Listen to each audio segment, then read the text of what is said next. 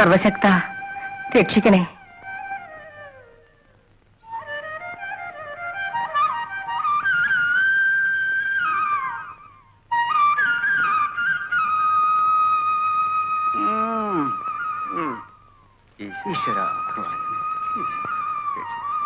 എങ്കിലും എന്റെ ഈശ്വര, നിന്റെ തലയിലെടുത്ത് ഇങ്ങനെ ആയിപ്പോയല്ലോ.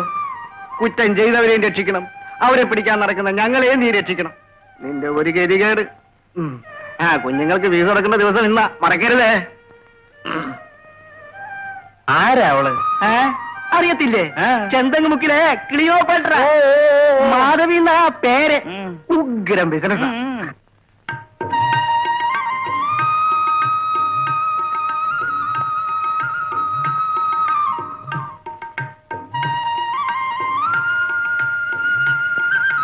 എന്താ കല്യാണി, വിശേഷമൊന്നും പറയാറായില്ലേ?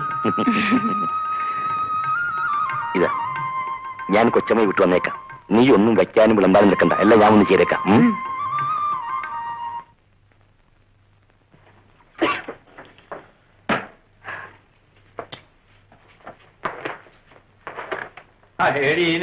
ശാലകളുള്ളൂ. എന്താന്ന് വെച്ചാ വാങ്ങിച്ചു കൊടുക്കും. എനിക്കൂടെ 2 രൂപ. പിന്നെ ഇങ്ങനെ കുടിച്ചു കളയാൻ എളുപ്പമാ. ഇതുണ്ടാക്കാൻ ഞാൻ പറഞ്ഞ പാട് എനിക്ക് മാത്രം അറിയുള്ളൂ. ഇത് ബോംബെ കൽക്കട്ട ഒന്നുമല്ല. ചുവന്ന വിളക്കും കത്തിച്ച് ഇങ്ങനെ വാളും തുറന്ന് കാത്തിരിക്കാൻ. ഈ കളത്തിന് പോയാൽ നിങ്ങളുടെ ചേട്ടച്ചാ ചെയ്ത പോലെ ഞാൻ നിങ്ങളെ ഒന്ന് അഴിച്ചാക്കും.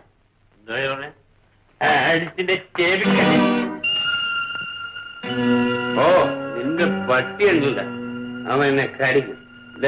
ഭദ്രം പറ്റും.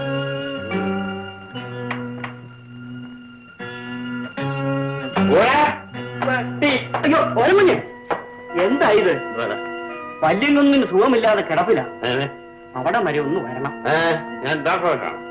എന്നാലും അങ്ങനെ പറയരുത്, ഉടപ്പറപ്പല്ലേ. അത് നീ പറഞ്ഞാ മതിടാ. അതേടാ, നിന്റെ വല്യങ്ങനെ തോന്നിയില്ലല്ലോ. കുടിയൻ, പെണ്ണെ പിടിയൻ, ധൂർത്തൻ എന്നൊക്കെ പറഞ്ഞും പറഞ്ഞിട്ട് എന്നെ പിടിച്ച് പോലീസിലേപ്പിച്ചില്ലേ? എടാ, 6 മാസമാണ് ഞാൻ ജയിലിൽ കിടന്നത്. ഒരു പട്ടി എന്നെ അന്വേഷിച്ചില്ല. ചാകുന്നവരൊക്കെ ഇപ്പൊ ചാകട്ടാ പാമ്പറ. കുഞ്ഞിനെ ഞാനിത് അറിയിച്ചില്ലെന്ന് വേണ്ട. ഇനി കുഞ്ഞിന്റെ ഇഷ്ടം. ഞാൻ പോകുന്നു.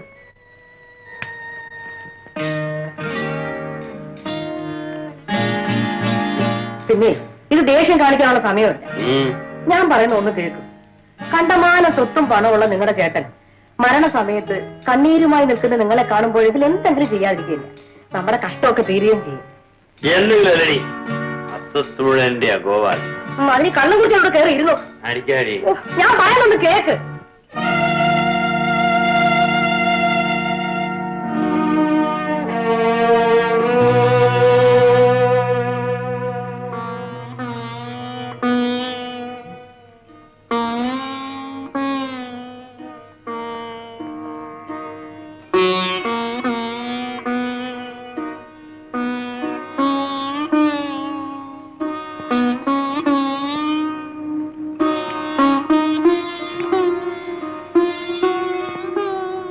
അവസാന നിമിഷം വരെ അദ്ദേഹം അന്വേഷിച്ചത് നിന്നെയായിരുന്നു.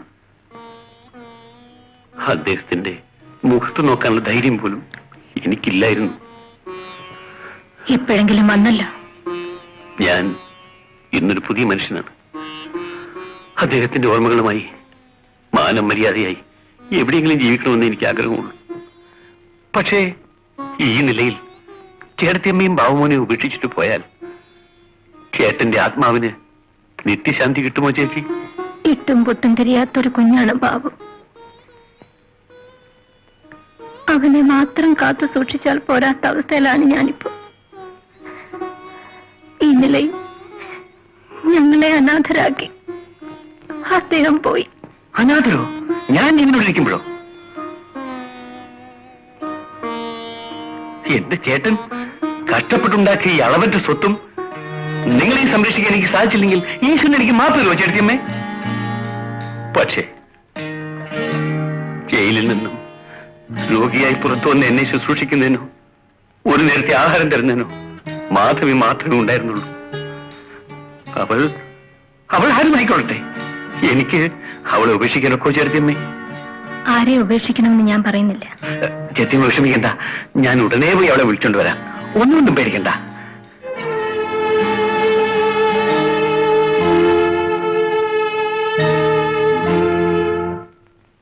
കൊച്ചമ്മേ, ആ ഗോപാലൻ കുഞ്ഞ് വെമ്പറന്നവരെയും കൊണ്ട് ഇവിടെ വന്ന് താമസിക്കാനാണോ പാവം? എനിക്കൊന്നും അറിയില്ല. അവരാരാണെന്നും അവരുടെ ജീവിത രീതി എന്താണെന്നും കൊച്ചമ്മയ്ക്ക് അറിഞ്ഞുകൂടാ. നമ്മൾ അങ്ങനെ ആരെയും കുറ്റപ്പെടുത്താൻ പാടില്ല. കൊച്ചമ്മയുടെ കൂടെ ഈ വീട്ടിൽ താമസിക്കാനുള്ള യോഗ്യത അവർക്കില്ല കൊച്ചമ്മേ. എന്റെ യോഗ്യതയും പ്രതാപവും എല്ലാം കഴിഞ്ഞില്ലേ ശങ്കരൻ നായരെ?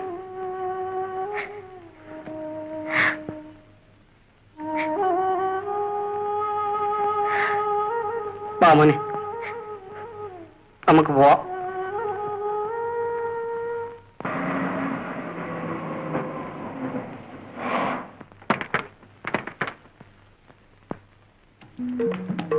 എന്റെ ഇടയിൽ കൊള്ളട്ടു ഇറങ്ങുവാനും വയ്യ.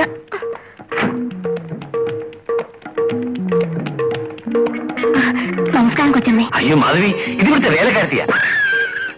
അവിടെ മോണ്ട കണ്ടപ്പോഴേ എനിക്ക് തോന്നി. ഓരേ പുറത്ത് നിങ്ങളല്ലേ പറഞ്ഞത് ചേട്ടത്തിയമ്മേ കണ്ട ഉടനെ തൊഴണമെന്ന്. ഇനി എന്നെ കൊണ്ട് വയ്യ, നിങ്ങൾ തൊഴുതു. എടുക്ക.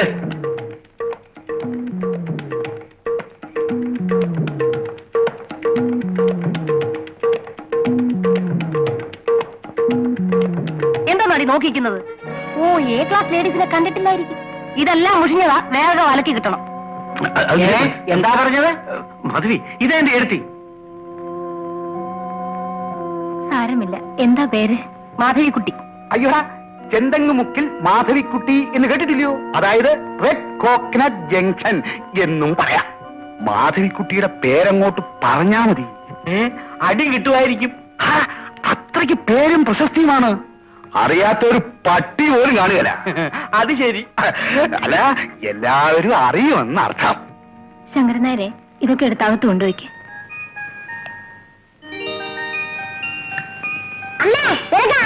ആ മോന് മനസ്സിലായില്ലേ? ഞാനാണ് മോന്റെ ചിറ്റപ്പൻ.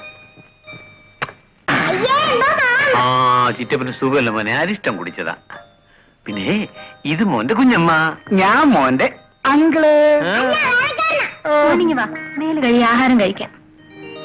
ഗോപാല, മുകളിലത്തെ മുറി ശരിയാക്കിയിട്ടുണ്ട്. ഉവ്വ. കുളിച്ചിട്ട് വരൂ, ആഹാരം കഴിക്കാം.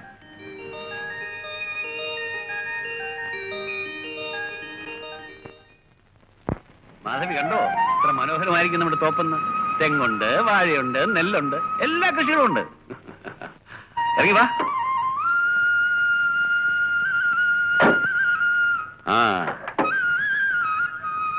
ആ പിന്നെ ദേ നോക്കി, ആ തെക്കേ അറ്റത്ത് കാണുന്ന വാഴത്തോപ്പില്ലേ, അവിടെ മുതൽ ഈ വടക്കേ അറ്റത്ത് കാണുന്ന തെങ്ങുംതോപ്പുണ്ടല്ലോ, അതുവരെ നമ്മുടെ സ്ഥലമാ.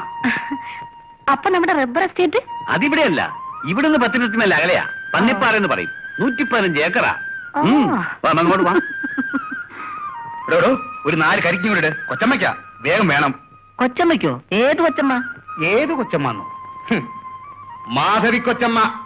അല്ല, നമ്മുടെ ചെന്തങ്ങമുക്കിലെ ചരക്കല്ലേ അത്? മാധവിക്കുട്ടി കരിക്ക് കുടിക്കാൻ പകലേ ഇറങ്ങിയിരിക്കാൻ തോന്നുന്നു. ചെന്തങ്ങോ? അതെ സാറേ, ചെന്തങ്ങമുക്കിലെ മാധവിക്കുട്ടി അത്. അനാവശ്യം പറഞ്ഞാലേ അടിച്ചിന്റെ പല്ലിയാണ്ടായിട്ടേ. എന്താടാ നീ?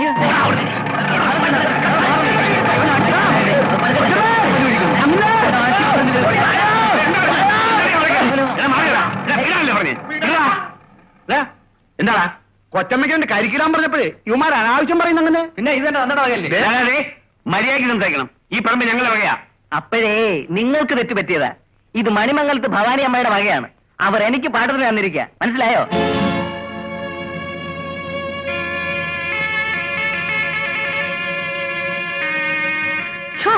ഇതിപ്പോ ഒരു നാണക്കേട് വരാനുണ്ടോ? ഭവാനി അമ്മയുടെ മറ്റവരായിട്ട് നടന്നു. എന്നിട്ട് പറച്ചില്ലോ പത്തപ്പോഴും എന്റെ നാടി പോലും. നിങ്ങളെ കൊണ്ടൊരു കരിക്കടിക്കാൻ പറ്റിയോ? ഒരു മുതലാളി.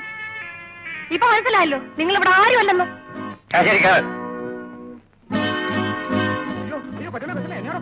ഒന്ന് നിന്നങ്ങ്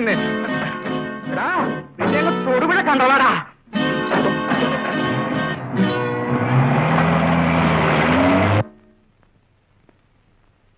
മണി, എടോ മണി, നമ്മുടെ സാധനങ്ങളിലെടുത്ത് കാരക്കട്ടെ. പണ്ടാരും ഓടി, ഏതാണ് നമ്മുടെ കൊച്ചമ്മ രക്ഷപ്പെട്ടു. എല്ലാവരും കുറെ കൂടി പോകുന്നുണ്ട്. ജാനകി, ഇവിടെ നായരെ, ഞങ്ങളുടെ സാധനങ്ങൾ എല്ലായിടത്തും വണ്ടിയിൽ കയറ്റ്. ഇനി ഒരു നിമിഷം ഞങ്ങൾ ഇവിടെ നിൽക്കില്ല.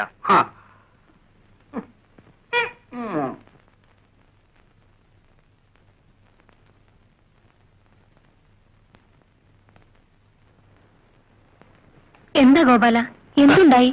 എന്തുണ്ടായെന്നോ? ചേട്ടൻ ജീവിച്ചിരുന്ന കാലത്ത് അങ്ങേർക്ക് മാർഗം ഉണ്ടാകണ്ട എന്ന് വിചാരിച്ചാൽ ഞാൻ മാറി താമസിച്ചത്. പിന്നെ ഈ വസ്തുക്കളൊക്കെ ഒന്ന് നോക്കുക അന്വേഷിക്കാൻ ചെയ്യാൻ വേണ്ടി ചേർത്തിയമ്മയുടെ ആവശ്യപ്രകാരമല്ലേ ഞാൻ വീണ്ടും ഇവിടെ വന്ന് താമസിച്ചത്. അതിനിപ്പോ എന്ത് സംഭവിച്ചു? എന്ത് സംഭവിച്ചെന്നു? നമ്മുടെ നിലം പാട്ടത്തിന് എടുത്തിട്ടില്ലേ ഒരുത്തൻ? ആരാ? ഗോവിന്ദനോ ഗോപാലനോ? എനിക്കറിയാൻ പറ്റില്ല. ഞാൻ നിലത്തോട്ട് കാലെടുത്ത് വെച്ചില്ല. അവൻ എന്തെല്ലാം പറയുന്നറിയോ? മാധവി ഞാനും ആരാണെന്ന് അറിയാതെ പോലും ഞങ്ങളെ അങ്ങേയറ്റം ആക്ഷേപിച്ചു. ഗോപാലൻ വിഷമിക്കണ്ട, ഞാൻ അയാളെ ഇങ്ങോട്ട് വിളിപ്പിക്കാം. വേണ്ട, അയാൾ പറഞ്ഞത് ശരിയല്ലേ. എനിക്കിവിടെ എന്ത് അധികാരമുള്ളത്? ഇതെല്ലാം ചേട്ടന്റെ വകയല്ലേ. ഇതിന്റെ നടത്തിപ്പുകാരനായിട്ട് പോലും എന്നെ കാണാൻ ജനങ്ങൾ കഴിയുന്നില്ല. അതും പോട്ടെ, നമുക്ക് ആവശ്യമുള്ള എന്തെങ്കിലും ഉത്തരവാദിത്വപരമായിട്ട് ചെയ്യാൻ സാധിക്കുന്നു? അതുമില്ല. നിലത്തിലൊരു പമ്പ് സെറ്റ് വെക്കാനോ ബ്ലോക്കിൽ പോയി വിത്തും വളവും മേടിക്കാനോ എനിക്ക് വല്ല അധികാരമുണ്ടോ? ചേർത്തിയമ്മയ്ക്ക് ഇതിൽ ഇറങ്ങി പോകാൻ സാധിക്കുമോ? അതിന് വഴിയുണ്ടാക്കാം. ശങ്കരനാരെ, എന്തോ? ആ വക്കീൽ സാറിനോടൊന്ന് ഇങ്ങോട്ട് വരാൻ പറയും.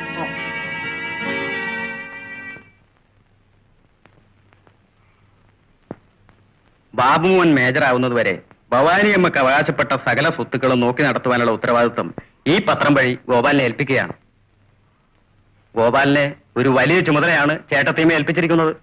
വക്കീൽ സാർ പേടിക്കണ്ട. ഗോപാലൻ ആരാണെന്നുള്ള കാര്യം ഇനി ചേർത്തിയമ്മ മനസ്സിലായിക്കോളും. തൊലഞ്ഞു, എല്ലാം തൊലഞ്ഞു, നശിച്ച് നാരായണക്കല്ല് പിടിച്ചു. എന്താണ് പറഞ്ഞേ? പോയ ഗ്രഹണം തിരിച്ചു വന്നു. ഇനി ഇവിടെയുള്ള എല്ലാ നീർക്കോലിയും പത്തിയെടുക്കും. സിനിമ എപ്പോഴാ തുടങ്ങുന്നേ? 9:30 രണ്ടാമത്തെ കളി.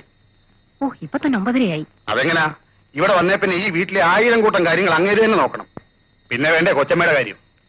ഒടിഞ്ഞൊരു വീട്ടുകാര്യം. എന്നാ മണി പിടിക്കൂ. ഓ,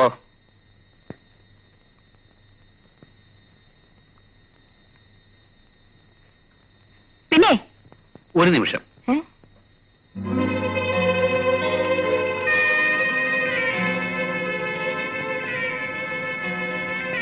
നമ്മൾ നാണു അയൽക്കാരനെ തല്ലി എന്നുള്ളതാണ് സത്യം.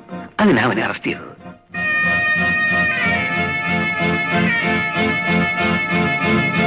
അവൻ ഇവിടുത്തെ വേലക്കാരനാണെന്ന് അറിഞ്ഞപ്പോ എന്റെ കൂടെ തന്നെ ഈ പറഞ്ഞു. അപ്പോ ഗോപാലൻ പോയത് നന്നായി. അയ്യോ, നന്നായൊന്നു.